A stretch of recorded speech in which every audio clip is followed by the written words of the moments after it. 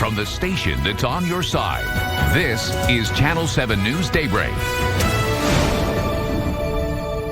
Hey, welcome back into Channel 7 Daybreak. Today is Wellness Wednesday. Dr. Jheanelle Dawkins joins us this morning from Baptist Health, and we're talking today during Heart Month about heart failure. It is Heart Failure Awareness Week. And Dr. Dawkins, first of all, thanks so much for joining us this morning. And what can you tell us about heart failure? What is it?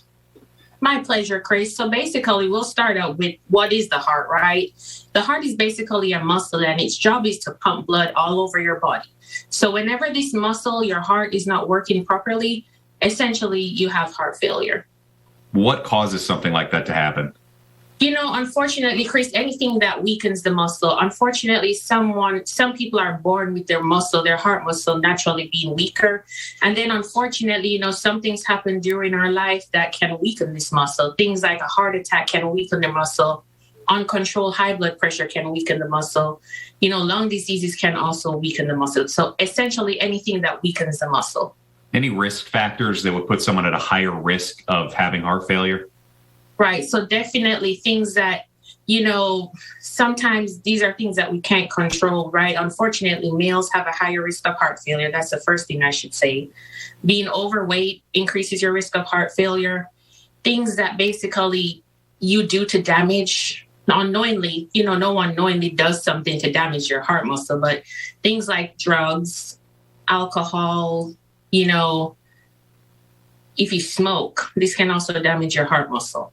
Okay, so how does someone know if they're experiencing heart failure? So the number one thing that we see in clinic is basically a change in your breathing. It's hard for you to breathe. Things like you used to be able to walk to your mailbox and back into your home, but now unfortunately halfway walk into your mailbox, you're experiencing shortness of breath. That's a classic sign. Another one is you're unable to lay flat at night, or you wake up from sleep and it's hard for you to catch your breath. So any change in your breathing, any change in terms of fatigue, if you have increased fatigue, like you feel more tired, that can indicate heart failure also. And swelling, Chris. Swelling is the number one, one of the highest things that brings people in to see the primary care physician like myself. People starting to notice more swelling in their legs or in their arms. They come in and then we ask questions and get them to the cardiologist, and 9 times out of 10, there's a heart failure issue. How is it treated after someone sees a specialist like that? Right.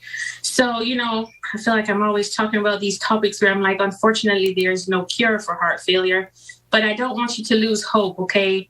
There are 4 things that I ask all my heart failure patients to have whenever we have a discussion in clinic. And I want you to listen closely. If you know someone who has heart failure or you have heart failure, I want you to have a scale. I want you to have a working blood pressure machine, which means you bring your blood pressure machine into your primary care physician's office and have it checked against theirs. I want you to have a notebook because you need to record your blood pressure and you need to record your weight, and I need you to have your medications. All we can do are manage the symptoms right now. So your medications are key. We'll talk about lifestyle changes that you can do to help not to do anything to further weaken the muscle. Like, I don't want you to continue drugs and alcohol and smoking if those things are already weakening your muscle. And then, you know, Chris, we start there, and honestly, we try to manage the symptoms.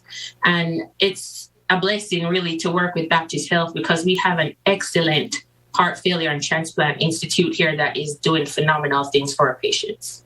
So many resources available at baptist-health.com, or you can call the Baptist Health Line at the number on your screen. Dr. Dawkins, thank you again for taking some time out of your morning. You're so welcome. We'll see You're so welcome.